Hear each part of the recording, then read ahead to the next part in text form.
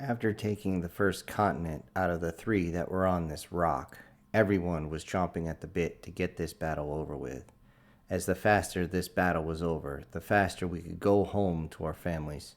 Well, those that have families. It took about 48 hours for fresh supplies to roll in and fresh gear to make it to us. They also, surprisingly, brought us boats. Wasn't expecting that. I figured they were going to lift us over on VTOLs or something and then just drop us off. But apparently the scouts had realized that this was the safer bet. The Dark Airs had been over there preparing all sorts of anti-ship weapons. However, these were for any type of aerial ship. Any vessel that was on the ocean seemed to be getting ready to face minimal resistance. Although I was not too happy about being inside one of these tin cans, just slowly motoring up to the beach. None of us looked forward to it. Even though the beach was just over the horizon and we could be there in less than an hour, it was still a long ride, and we were not looking forward to it. However, for us to maintain our aggression, to keep our fight going as strong as it was, we needed to take the beach and we needed to stop those guns. We needed to make sure that our airships could get across. We couldn't get anything orbital to end up, as they had missile systems, what was left over from our folks, which was enough.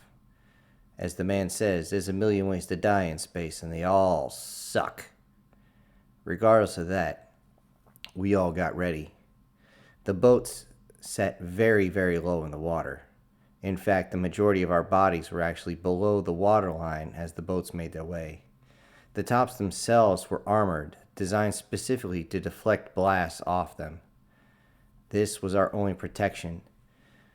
The driver, the pilot, was up in the back, and I remember seeing old images of an ancient vessel that was similar to this. The captain could see, but just barely, and we knew we were heading straight towards the beach when we suddenly heard all the engines around us, to include the boat that we were on, immediately crank up beyond 90%. They must have been pushing the motors up to about 120, as the engines you could hear straining against the surf. As we went up, we could also hear impacts all around us, the water splashing against the side as ordnance became more and more prevalent.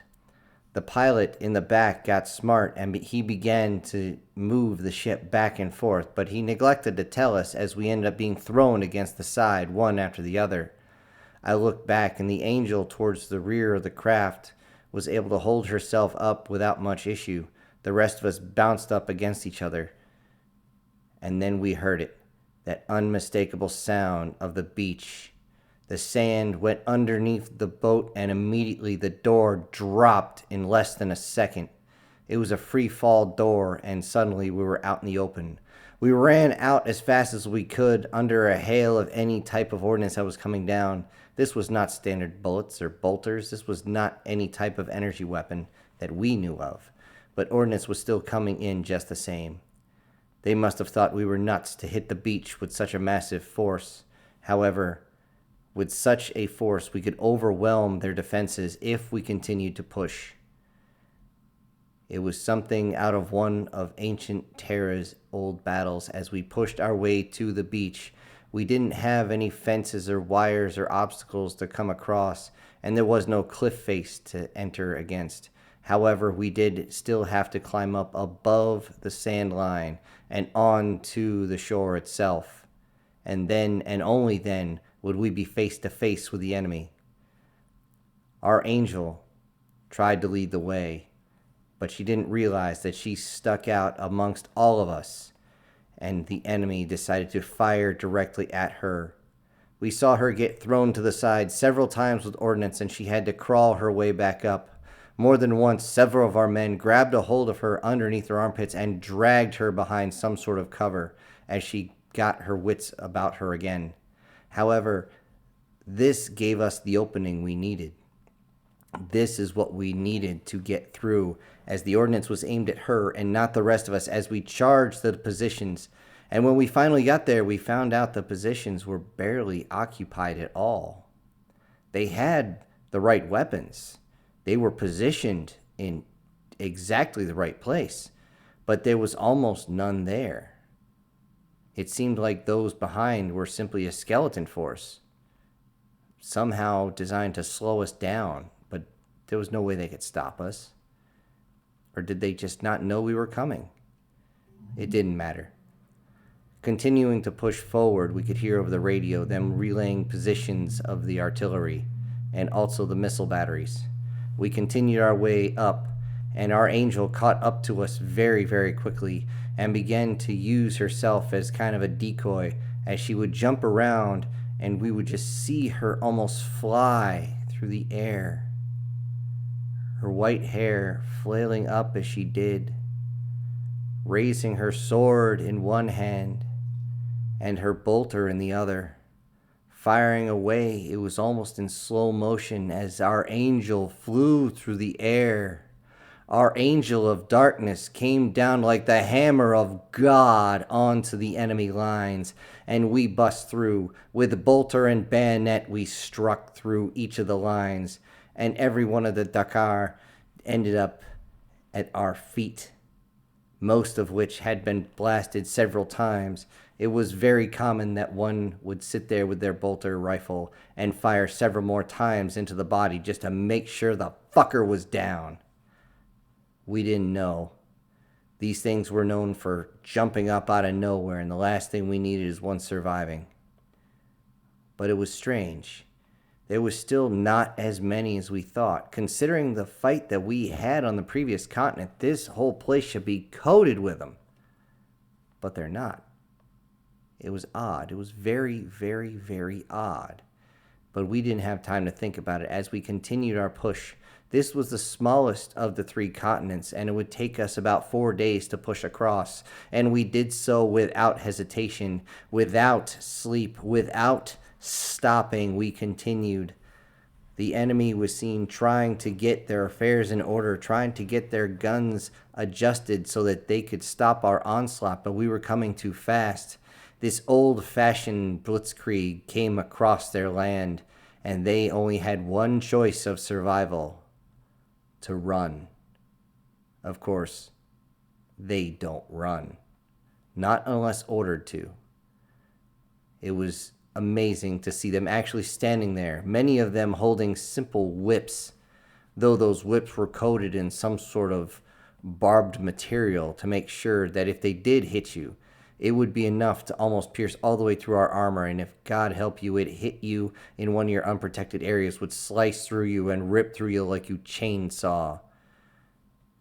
As we hit the final line, they stood with their backs against the ocean and tried to face us down with every piece of ordnance they had left. At this point, I had watched many of my own men fall, and I was more than a little pissed.